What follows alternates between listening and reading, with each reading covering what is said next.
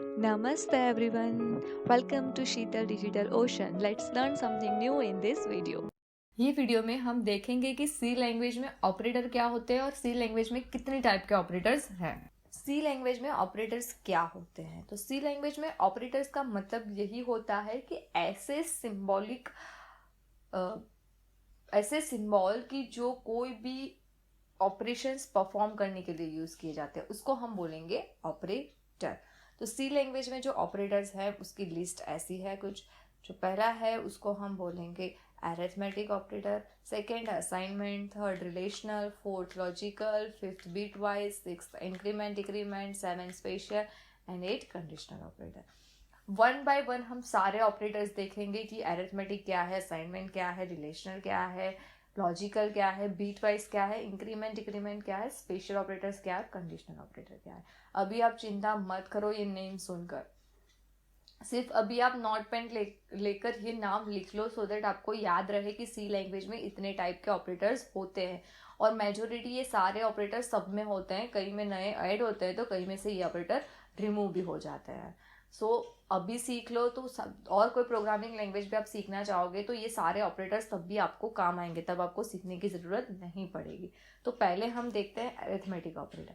Arithmetic operator that means हम basic maths सबको आता है, तो जो बेसिक मैथ्स के जो जितने भी सिंबल है उसको हम बोलेंगे अरिथमेटिक ऑपरेटर। जैसे कि है हमारा plus, minus, multiplication, division and modulus, ये सारे जो हैं इसको हम बोलेंगे अरिथमेटिक ऑपरेटर्स। अब सबको पता है प्लस क्या करता है, माइनस क्या करता है, मल्टीप्लिकेशन क्या करता है, डिवीजन क्या करता है, तो इस पर हम टाइम वेस्ट इतना नहीं करते। डायरेक्टली हम जाते हैं मॉड्यूलस। वो आपके लिए मे भी थोड़ा नया ऑपरेटर होगा। तो मॉड्यूलस क्या करेगा, आपको रिमाइंडर देगा। यहाँ पे आप एग्जांपल दे सकते हो, यहाँ पे है 20 मॉड्यूलस 10, दैट मीन्स हम यहाँ पे डिवाइड करते थे तो हमको रिमाइंडर क्या मिल रहा है, यहाँ पे 0 रिमाइंडर मिल रहा है। दैट मीन्स इसका आंसर क्या आएगा, 0। बट यहाँ पे ही हम लिख देते हैं 21 मॉड्यूलो 10। तो हम क्या करा इसने, 21 10 डिवाइडेड बाय क्या है 20, यहाँ पे कहाँ बचा 1। तो ये जो 1 बचा ना, तो इसको इसमें यहाँ पे आंसर आएगा, तो इसका आंसर क्या आएगा, 1 आएगा इसका आंसर। तो उसको ही हम बोलेंगे मॉड्यूल ऑपरेटर। तो मॉड्यूल ऑपरेटर क्या करेगा, आपको जो रिमाइंडर है उसको बोलते हैं शेष। जो शेष है वो हमको देगा एज अ आंसर, उसको हम बोलेंगे मॉड्यूलस ऑपरेटर। अब जो मॉड्यूलर ऑपरेटर है ना, वो कोई भी हम रियल नंबर के साथ यूज नहीं कर सकते, यानी फ्लोट नंबर के साथ भी यूज नहीं कर सकते। ये सिर्फ और सिर्फ इंटीजर नंबर के साथ ही यूज कर सकते हैं। अब आपको नहीं पता है इंटीजर, फ्लोट एंड वो क्या है, तो आप वेरिएबल एंड डेटा टाइप वाला वीडियो जरूर देखना, तो आपको समझ में आ जाएगा कि इंटीजर एंड फ्लोट क्या है। अब हम देखते हैं इसका प्रोग्राम। तो यहाँ पे आप मेन लिख देना। अगर आपको नई फाइल में करना है तो आप यहाँ से प्लस साइन है वहाँ पे क्लिक कर कर यहाँ के फाइल नेम देना और एक्सटेंशन डॉट सी देना मत भूलना। यहाँ पे हम लिख देते हैं हैज़ इंक्लूड std.h। यहाँ पे हम कोड लिखते हैं, यहाँ पे हम लिखते हैं printf %d 10 + 20। इसको रन करते हैं। सॉरी, बात लास्ट में सेमीकोलन भूल गई मैं, अब इसको रन करते हैं।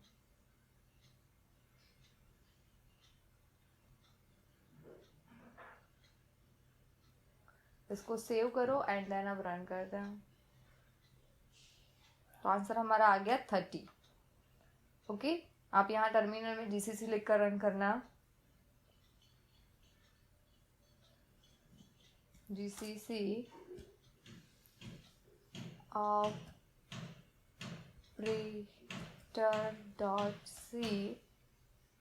and then operator tab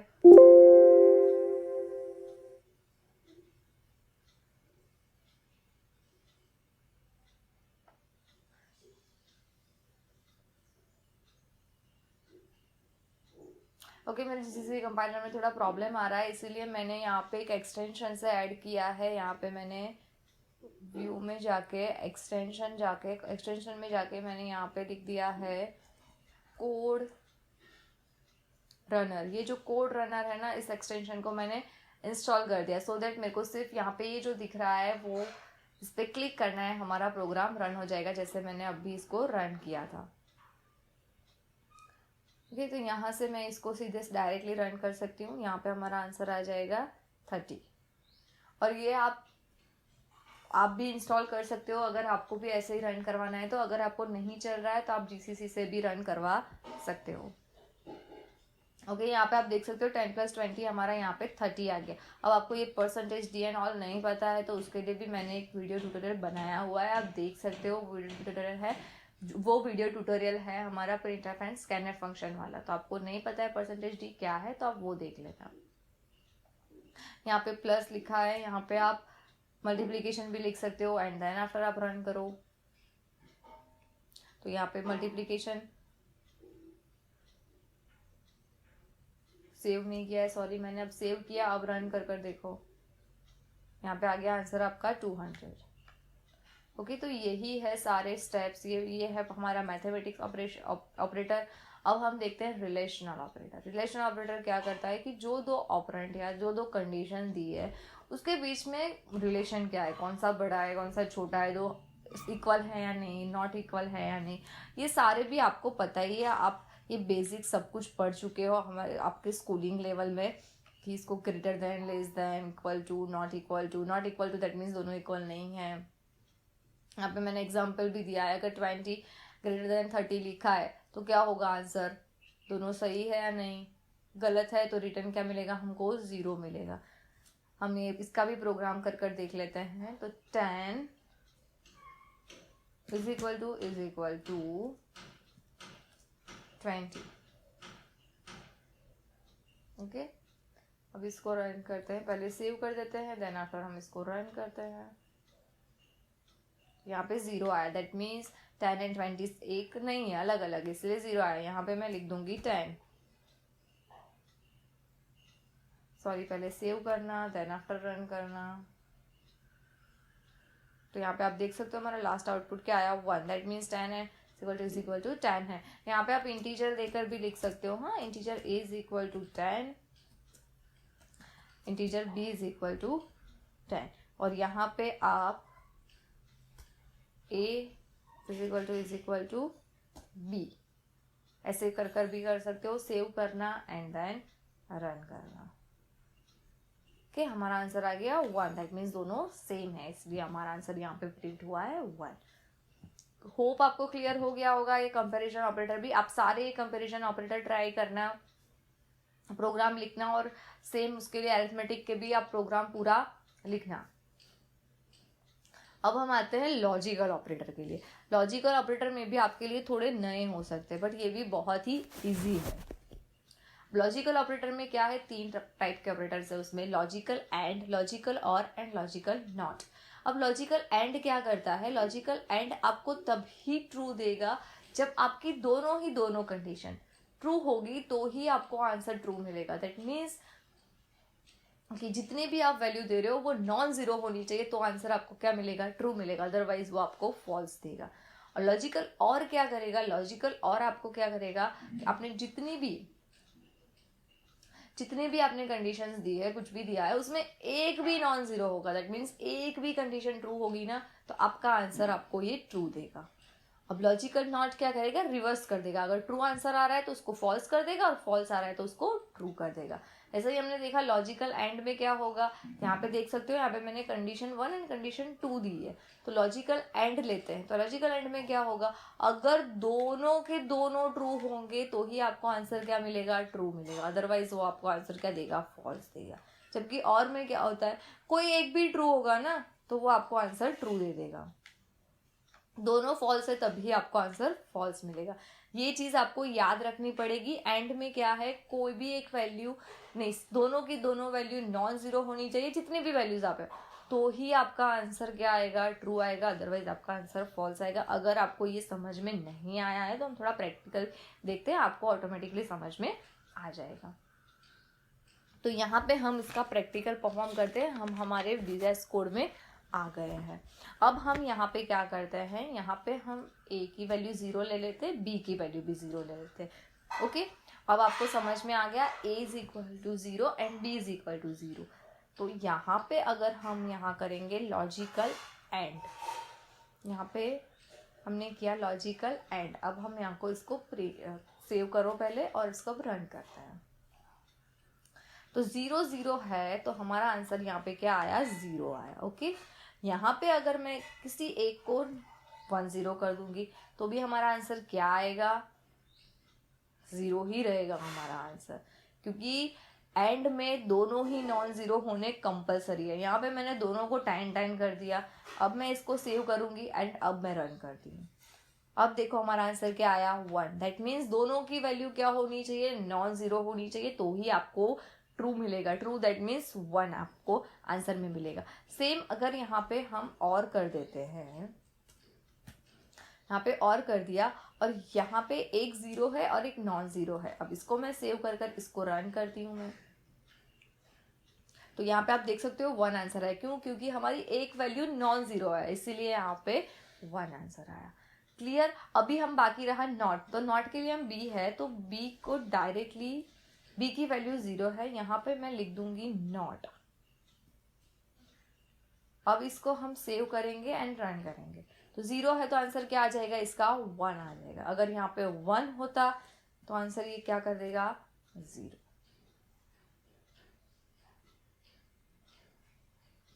देखा, यहाँ पे अगर आंसर हमारा 0। तो यही है सारे लॉजिकल ऑपरेटर्स। एक बार आप भी रन कर देखना प्रोग्राम, आपको समझ में आ जाएगा कि कैसे क्या होता है। एंड में क्या हमने देखा, एंड में क्या होना चाहिए, ये जो 2 वैल्यू हम दे रहे हैं, अगर दोनों वैल्यू नॉन जीरो होगी तो ही आपको आंसर ट्रू मिलेगा, दैट मीन्स 1 मिलेगा। कोई एक भी अगर 0 होगा तो एंड में हमको आंसर 0 ही मिलेगा। और में क्या होगा, कोई एक भी नॉन जीरो होगा तो आपको आंसर क्या मिल जाएगा, 1 ट्रू मिल जाएगा। और नॉट में अगर ट्रू होगा तो फॉल्स एंड फॉल्स होगा तो ट्रू। तो यहाँ पे लॉजिकल ऑपरेटर होप आप सबको समझ में आ गया होगा। अगर नहीं समझ में आया है तो फिर से इसको एक बार फिर से पढ़ना, फिर से सुनना इसको और एक बार लिख लेना और सारे प्रोग्राम भी परफॉर्म करना, तो आपको समझ में आ जाएगा कि लॉजिकल ऑपरेटर क्या है। अभी नेक्स्ट हम देखते हैं bitwise operator. Bitwise operator है वो बीट लेवल पे परफॉर्म करने के लिए यूज होता है। अभी आपके लिए इतने यूजफुल नहीं है, फिर भी मैं आपको थोड़ा समझा देती हूँ इसके बारे में कि बीट वाइज ऑपरेटर में कहाँ पे क्या क्या हो सकता है।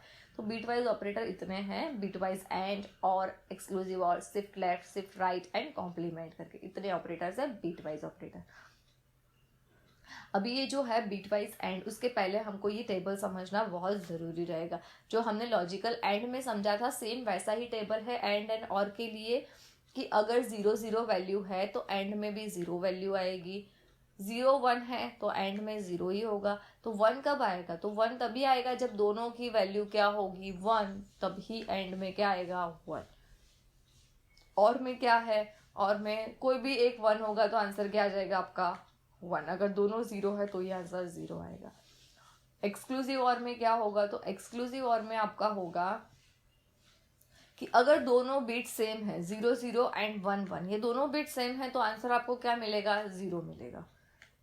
अगर दोनों बिट अलग है तो ही आपको आंसर क्या मिलेगा, 1 1 मिलेगा। इसको बोलेंगे हम एक्सक्लूसिव और। यहाँ पे हम एग्जाम्पल लिया है a is equal to 12 and b is equal to 25। अब दोनों के बीच में हम bitwise and or and X or perform करवा कर देखेंगे। तो पहले क्या करना पड़ेगा, 12 को बाइनरी में कन्वर्ट करना पड़ेगा एंड 25 को भी बाइनरी में कन्वर्ट करना पड़ेगा, राइट। बाइनरी में कन्वर्ट करने के लिए आप सिंपली, आपको सीखा होगा आप लोगों ने, आप वैसे कर सकते हो, आपने जिस तरह से सीखा होगा आपको पता होगा। 1 है तो 1 का बाइनरी होगा 0 1, 2 का बाइनरी है 1 0, 3 का बाइनरी है 1 1। तो ये ऐसे इस तरह से आप बाइनरी में कन्वर्ट कर सकते हो। आप ऐसे भी कर सकते हो, ऐसे लिख दो आप 2 raised to 0, 2 raised to 1, 2 raised to 2, 2 raised to 3, right. ऐसे कर कर लिख दो। तो 2 raised to 3 करेंगे तो क्या आएगा आपका 8, और यहाँ पे 4, तो 8 + 4 कर दोगे तो 12 हो जाएगा। तो यहाँ पे 1 1 लिख दो, बाकी सब जगह पे 0 0 लिख दो। इसमें बहुत टाइम वेस्ट नहीं करती हूँ, आप देख लेना। बाइनरी जो भी हमारा डेसिमल नंबर है उसको बाइनरी में कन्वर्ट करना पड़ेगा। 12 है उसका बाइनरी ये होगा, और 25 है उसका बाइनरी ये वैल्यू होगा। तो यहाँ पे मैंने लिख दिया है ए की वैल्यू एंड यहाँ पे लिख दी है बी की वैल्यू। अब हम पहले परफॉर्म करते हैं and, bitwise and operator. Okay, तो उसके लिए हम क्या करेंगे, यहाँ पे है 0 and 1। तो यहाँ पे देखो अब 0 and 1 है तो एंड में क्या आंसर आएगा 0, तो इसीलिए हमने यहाँ पे लिखा है 0। यहाँ पे 0 and 0, तो यहाँ पे देखो अब 0 and 0 है तो एंड में क्या है 0, तो यहाँ पे हम लिखेंगे 0। 1 and 0, तो 1 and 0, तो टेबल में 0 आंसर है, तो यहाँ पे हम लिखेंगे 0। यहाँ पे 1 1 है, तो आप देख सकते हो यहाँ पे 1 and 1 है तो बीट वाइज एंड में भी 1 है, तो यहाँ पे हमने लिखा है 1। ऐसे ही आप पूरा सॉल्व कर दो। अब ये जो आंसर मिला है उसको हमने डेसिमल में कन्वर्ट किया, और डेसिमल में इसका आंसर आएगा 8। इसको रन कर कर दिखाती हूँ मैं। यहाँ पे हमने लिया है 12 एंड यहाँ पे हमने लिया है 25, और यहाँ पे हम परफॉर्म करेंगे ए एंड बी। इसको हम सेव करते हैं, तो इसको रन करते हैं, तो आंसर देखो आ गया 8 हमारा। ओके, ये हुआ हमारा bitwise and. Logical and bitwise अलग अलग हैं। लॉजिकल में डबल एंड लिखने पड़ते हैं, बीट वाइज में सिंगल एंड आएगा। सेम और के लिए भी ऐसा ही है। यहाँ पे 0 1, कोई एक 1 है तो आंसर में हम 1 लिख देंगे, दोनों 0 है तो 0 आएगा। 1 है तो यहाँ पे 1 1 1 है तो भी 1 ही आएगा, 0 1 है तो भी यहाँ पे 1 ही आएगा। अब ये जो है उसको डेसिमल में कन्वर्ट करोगे तो 29 आपका आंसर आएगा। वैसे ही एक्स और को भी आप परफॉर्म कर सकते हो, इस टेबल में देख देख के आपके वैल्यू पुट कर देना, और फिर ये जो आंसर आया उसको डेसिमल में कन्वर्ट कर देना। अब ये प्रोग्राम भी आप यहाँ पे रन कर कर ट्राई करना कि आपके आंसर्स क्या आ रहे हैं बीट लेवल के लिए। ये बीट लेवल का है तो इतना इम्पोर्टेंट अभी के लिए नहीं है आपके लिए, ये सिर्फ आपके नॉलेज के लिए था। अब नेक्स्ट हम देखते हैं असाइनमेंट ऑपरेटर। अब असाइनमेंट ऑपरेटर यूज होता है किसी भी वैल्यू को असाइन करने के लिए। हमने ये आगे भी देखा, ये यहाँ पे a = 12 लिखा हुआ है, तो यहाँ पे जो = है ना उसको हम बोलेंगे असाइनमेंट ऑपरेटर, बराबर। तो यहाँ पे असाइनमेंट ऑपरेटर ये ऑलरेडी हमने यूज कर लिए हैं। अभी यहाँ पे एक है उसको हम बोलेंगे addition and assign, subtract and assign, multiplication and assign, division and assign and modulus and assign. इसका मतलब क्या है, ये सारे शॉर्ट हैंड ऑपरेटर है। कब यूज होते हैं, जब आपका left hand operand and right hand operand, मतलब कि लेफ्ट साइड जो लिखा है वैसा ही एक वेरिएबल राइट साइड भी है, तब आप इसको यूज कर सकते हो ऐसे शॉर्ट फॉर्म में लिखने के लिए। तो कहीं पे भी अगर ऐसा लिखा हुआ हो तो आप इसको ऐसे कंसिडर करना कि a + b, that means a = a + b। For example यहाँ पे a की वैल्यू हम दे रहे हैं 10, बराबर। यहाँ पे a की वैल्यू है हमारी 10। अब हम यहाँ पे क्या कर रहे हैं, a = यहाँ पे लिख रहे हैं 1, तो इसको क्या कंसिडर करेगा, ये a = a + 1। अब a की वैल्यू क्या है 10, तो 10 + 1 कर देंगे तो आंसर क्या आएगा हमारा 11। तो सिंपली इसको क्या हम बोलेंगे, शॉर्ट हैंड असाइनमेंट ऑपरेटर, कि जो इतना लंबा लिख रहे थे उसकी जगह पे हमको सिर्फ सिंपली इतना लिखना है। तो यहाँ पे प्लस की जगह पे आप माइनस भी लिख सकते हो, माइनस होगा तो यहाँ पे क्या होगा, प्लस की जगह पे माइनस हो जाएगा। मल्टीप्लिकेशन भी कर सकते हो, मॉड्यूलस भी कर सकते हो।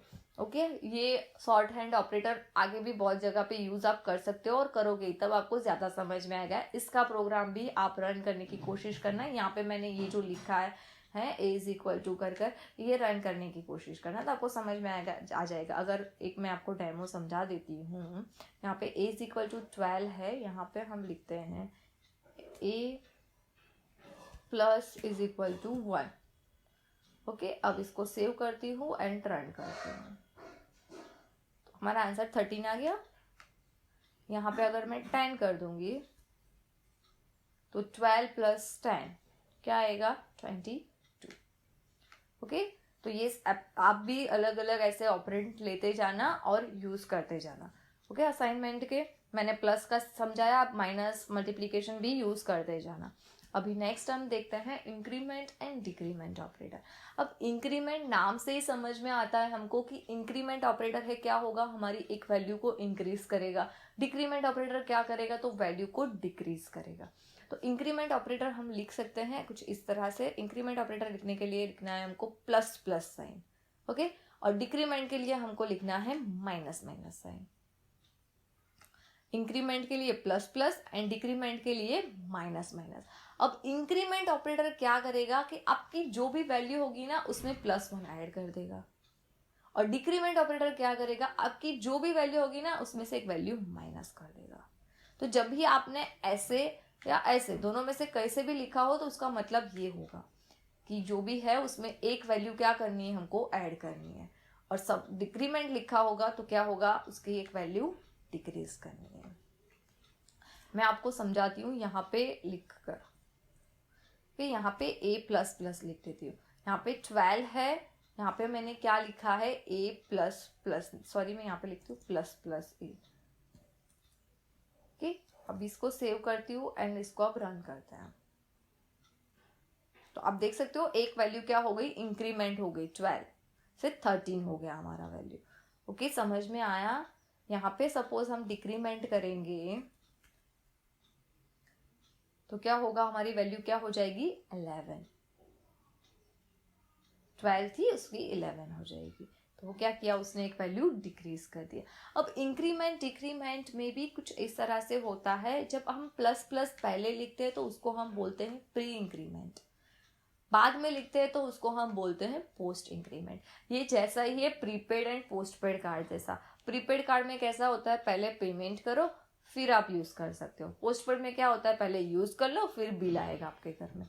वैसे ही इसमें भी है, अगर प्लस प्लस पहले है तो प्रीपेड प्री इंक्रीमेंट, और प्लस प्लस बाद में है तो पोस्ट इंक्रीमेंट। सेम डिक्रीमेंट में भी ऐसा होगा कि अगर माइनस माइनस पहले है तो प्री डिक्रीमेंट, एंड अगर बाद में है तो post decrement. Let's see example, यहाँ पे हमने यहाँ पे ही लिखा था, अब हम क्या करते हैं, यहाँ पे सिंपली a लिखते हैं, a प्लस प्लस करते हैं। ओके, इसको सेव करते हैं एंड देन अब इसको रन करते हैं। तो यहाँ पे आप देख रहे हो 12 एंड 12 ही आंसर आया, प्लस प्लस नहीं हुआ, क्योंकि इसको हम क्या बोलते हैं, post increment. That means a की वैल्यू पहले ऐसे ही प्रिंट हो जाएगी, बाद में प्लस प्लस होगा। अब नीचे हम लिखेंगे ना प्रिंटफ में /n करके मैं न्यू लाइन कर देती हूँ %d, एंड यहाँ पे मैं a की वैल्यू प्रिंट करवाऊंगी। अब यहाँ पे जो a प्रिंट होगा ना वो वैल्यू देखते हैं क्या होती है। ओके, आप देख सकते हो यहाँ पे 12 एंड 13, यहाँ पे a की वैल्यू इंक्रीमेंट हुई है बट प्रिंट नहीं हुई, उसके बाद के स्टेटमेंट में प्रिंट हुई। क्यों, क्योंकि यहाँ पे हमने बाद में प्लस प्लस लिखा है। सेम ऐसे ही माइनस माइनस में भी ऐसा ही होगा। ये सेव करते हैं, हम रन करते हैं इसको। अब देख सकते हो माइनस तो होती है, यस, ये क्या है, पोस्ट डिक्रीमेंट है, इसीलिए। अगर प्री होता तो वहां पे ही हमारी वैल्यू माइनस हो जाती। ओके, यहाँ पे ही हमारी वैल्यू डिक्रीमेंट होकर प्रिंट हो जाती।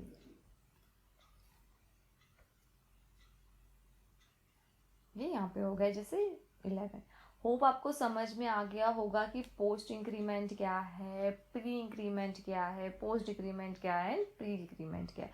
ऐसा हो तो आप एक प्रोग्राम रन करना खुद से और समझने की कोशिश करना कि कैसे वर्क करता है। जब तक खुद प्रोग्राम रन नहीं करोगे तब तक ज़्यादा आइडिया नहीं आएगी।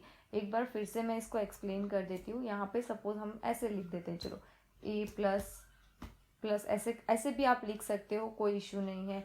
और हमने यहाँ पे डायरेक्टली लिखा है तो आप ऐसे यहाँ पे डायरेक्टली भी लिख सकते हो।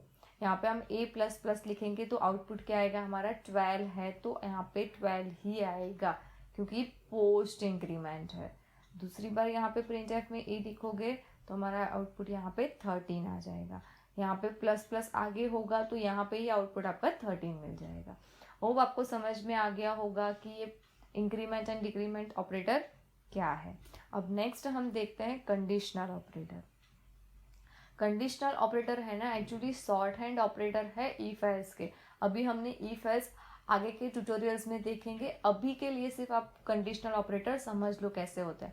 तो कंडीशनल ऑपरेटर में आपको एक क्वेश्चन मार्क एंड कॉलन, ये दोनों होता है। क्या होता है? Question mark and colon. अब उसको लिखते कैसे है? तो उसके सिंटेक्स कुछ इस तरह है। उसकी सिंटेक्स है, उसमें ऐसा है कुछ कि यहाँ पे हमको क्या लिखनी है? कंडीशन लिखनी है।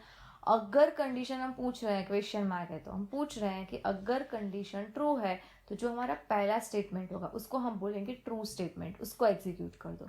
अगर ये जो कंडीशन हम दे रहे हैं वो फॉल्स है तो कौन सा स्टेटमेंट एग्जीक्यूट करो? हमारा फॉल्स वाला स्टेटमेंट एग्जीक्यूट करो। ओके, तो ये हमारा क्या हुआ? उसकी सिंटैक्स हुई। अब इसको प्रोग्राम एग्जाम्पल में हम समझते हैं। सपोज हमारी कंडीशन है ये वाली, a ग्रेटर देन b, ये कंडीशन है। अगर यहाँ पे अगर ट्रू दे रहे हैं तो हम क्या कर रहे हैं? x में a की वैल्यू स्टोर करवा रहे हैं। अगर ये कंडीशन क्या हुई हमारी? फॉल्स हुई, तो x में कौन सी वैल्यू स्टोर होगी? b की वैल्यू स्टोर होगी। x की जगह पे आप यहाँ पे लिख सकते हो मैक्स भी लिख सकते हो। ओके, तो यहाँ पे हमने प्रोग्राम बना दिया मैक्सिमम नंबर का, कि इन दोनों में से मैक्सिमम नंबर कौन सा है ये फाइंड आउट कर दो। तो प्रोग्राम में हम कैसे लिखेंगे ये हम देखते हैं। यहाँ पे हमने ऑलरेडी 2 वेरिएबल ले लिए। यहाँ पे मैं इसको रिमूव कर देती हूँ, ये स्टेटमेंट हमको नहीं चाहिए तो मैं यहाँ से स्टेटमेंट को रिमूव करती हूँ। यहाँ पे मैं एक लेती हूँ इंटीजर मैक्स कर दे। ओके, यहाँ पे लिखेंगे मैक्स इज इक्वल टू, यहाँ पे हम हमारी कंडीशन देंगे a ग्रेटर देन b। यहाँ पे हम लिखेंगे क्वेश्चन मार्क। यहाँ पे अगर कंडीशन ट्रू है तो हम क्या करेंगे? a कॉलन, कंडीशन फॉल्स है तो b। ओके, अब हम क्या करेंगे? यहाँ पे प्रिंट करवा देते हैं max is equal to %d और यहाँ पे मैक्स वेरिएबल। ओके, इसको आप सेव करते हैं एंड अब इसको रन करते हैं। तो आप देख सकते हो मैक्स कौन सा है इन दोनों में से? b मैक्स है, तो b की वैल्यू क्या है? 25। तो मैक्स में कौन सी वैल्यू स्टोर हो गई हमारी? 25। तो आउटपुट यहाँ पे 25 आ गया। यहाँ पे हम इसको 50 कर देते हैं। अब इसको सेव करती हूँ, अब रन करते हैं। अब देख सकते हो मैक्स की वैल्यू क्या आ गई हमारी? 50 आ गई।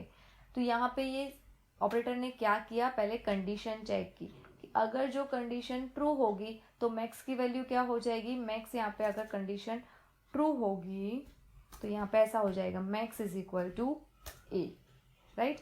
और अगर कंडीशन फॉल्स होगी तो क्या होगा? Max is equal to b हो जाएगा। अब max is equal to a का मतलब क्या होगा? तो a की वैल्यू क्या है? 50। तो यहाँ पे क्या आ जाएगा? 50। तो क्या हो जाएगा? Max is equal to 50। Got it? समझ में आया आपको? ये मैंने क्या किया? मैक्सिमम नंबर फाइंड आउट करने का प्रोग्राम किया। अब मैं आपको बोलती हूँ ये वीडियो को थोड़ा पॉज करो और मिनिमम नंबर फाइंड आउट करने का आप प्रोग्राम अभी लिख दो इसमें। होप आपने मिनिमम फाइंड आउट करने का प्रोग्राम लिख लिया होगा। अब मैं आपको समझाती हूँ यही प्रोग्राम को मिनिमम के में कैसे कन्वर्ट कर सकते हैं। तो 2 वे हैं इसको मिनिमम में कन्वर्ट करने के लिए। तो उसके लिए क्या करना है आपको? मैं पहले इसको यहाँ से रिमूव कर देती हूँ। यस, ये साइन सिंपली चेंज कर दूंगी। ओके, मैंने क्या कर दिया? लेस देन कर दिया। अगर कंडीशन ट्रू होगी तो a प्रिंट होगा, मतलब क्या हुआ? a छोटा होगा और b बड़ा होगा, तो मैक्स की वैल्यू क्या हो जाएगी? a हो जाएगी। ओके, अब इसको रन करते हैं तो अभी मैक्स की वैल्यू क्या आती है हम देखते हैं।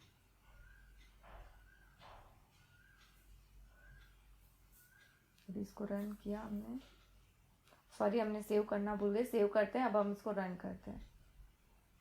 तो आप देख सकते हो अभी मैक्स की वैल्यू क्या आ गई हमारी? 25 हो गया। ये मिनिमम का प्रोग्राम हो गया। यहाँ पे मैक्स की जगह हम लिख देते हैं मिन, यहाँ पे भी मैक्स की जगह हम लिख देते हैं मिन, एंड यहाँ पे भी मैक्स की जगह मिन।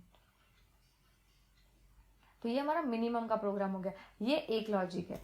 दूसरा आप ऐसे भी कर सकते हो, दूसरा आप यहाँ पे लिख सकते हो min is equal to a greater than b लिखा है, इट्स ओके। यहाँ पे उल्टा कर दूं, अगर ये कंडीशन ट्रू है तो यहाँ पे b आना चाहिए एंड फिर ई। ओके, अब इसको हम सेव करते हैं, अब हम रन करते हैं। तो यहाँ पे देख सकते हो आप, हमारा आउटपुट आ गया 25। सेम, यहाँ पे मैक्स लिखा है इसलिए मैक्स आ रहा है, यहाँ पे मीन कर देती हूँ मैं, देन रन। देख सकते हो हमारा आउटपुट आ रहा है min 25, same as it is. क्या किया यहाँ पे हमने, सिर्फ यहाँ पे ए और बी की वैल्यू जगह है उसको रिप्लेस कर दिया। अब क्या होगा यहाँ पे हम समझते हैं। अगर कंडीशन क्या है तो 25 कंडीशन क्या होगी हमारी, ये कंडीशन ट्रू हो जाएगी। अगर कंडीशन ट्रू है तो क्या होगा, मीन में कौन सी वैल्यू आएगी, मीन इज इक्वल टू बनेगा B, min is equal to B बनेगा। बी की वैल्यू क्या है 25, तो मीन इज इक्वल टू 25 हो जाएगा, इसलिए आउटपुट में हमारे 25 प्रिंट हो रहा है। होप आपको समझ में आ गया होगा कि कंडीशनल ऑपरेटर क्या है। समझते समझते आपने आज 2 प्रोग्राम भी समझ लिए कि मैक्सिमम नंबर हम कैसे फाइंड आउट कर सकते हैं और मिनिमम नंबर कैसे फाइंड आउट कर सकते हैं। तो ये था हमारा कंडीशनल ऑपरेटर। याद इतना ही रखना है, यहाँ पे पहले हमको कंडीशन देनी है, फिर क्वेश्चन मार्क, फिर कंडीशन के बाद ट्रू स्टेटमेंट एग्जीक्यूट में जो करवाना है वो लिखना है, फिर colon and then false statement लिखना है। ओके, यहाँ पे अब नेक्स्ट हम देखते हैं स्पेशल ऑपरेटर। अब स्पेशल ऑपरेटर कौन से हैं, तो comma operator and size of operator, ampersand, star, dot and एर, ये सारे स्पेशल ऑपरेटर है। कॉमा ऑपरेटर हम लोगों ने ऑलरेडी यूज़ कर लिया है। कॉमा ऑपरेटर हम कहाँ पे यूज़ करते हैं, अगर मल्टीपल वेरिएबल हमको डिक्लेयर करने हैं, इंटीजर ए कॉमा, जैसे हम लिखते हैं ना X comma Y comma Z, तो ये जो है ये हमारा कॉमा ऑपरेटर हुआ। दैट मीन्स वो सेपरेट करने के लिए यूज़ होता है। साइज ऑफ भी हम ऑलरेडी देख चुके हैं वेरिएबल एंड डेटा टाइप वाले ट्यूटोरियल के अंदर। अगर आपने वो ट्यूटोरियल नहीं देखा है तो अब भी जाके वो ट्यूटोरियल देख लो आप। तो साइज ऑफ क्या करेगा, सिंपली आपका जो भी वेरिएबल है या आपने कौन सा डेटा टाइप यूज़ किया है उसके आपको साइज प्रिंट कर देगा। ओके, अभी एम्परसेंड एंड स्टार वाले हम फर्दर नेक्स्ट ट्यूटोरियल में जो आगे आएंगे, जब जैसे आगे पढ़ेंगे तब तक हम सीखते जाएंगे ये 4 ऑपरेटर के बारे में। अभी इतना याद रख लो, ये जो है ना वो एड्रेस के लिए होता है। आपको एड्रेस चाहिए, address of A, address of B, address of particular variable, तब ये एम्परसेंड यूज होता है। डिटेल में हम आगे जैसे जैसे बढ़ेंगे वैसे ट्यूटोरियल में सीखते जाएंगे। तो होप आपको सारे ऑपरेटर्स अभी समझ में आ गए होंगे। हमने अभी तक के जितने ऑपरेटर्स सीखे, एक बार हम ऑपरेटर्स के नेम रिवाइज कर लेते हैं। तो पहले क्या था, टाइप्स ऑफ ऑपरेटर्स। ऑपरेटर्स क्या होते हैं, तो ऑपरेटर्स एक स्पेसिफिक सिंबल्स होते हैं जब जिससे हम कोई भी ऑपरेशन परफॉर्म कर सकते हैं। तो इतने टाइप के ऑपरेटर है, arithmetic, assignment, relational, logical, bitwise, increment, decrement, special and conditional operator. हमने ये सारे ऑपरेटर के बारे में डिटेल में ऑलरेडी पढ़ लिया है।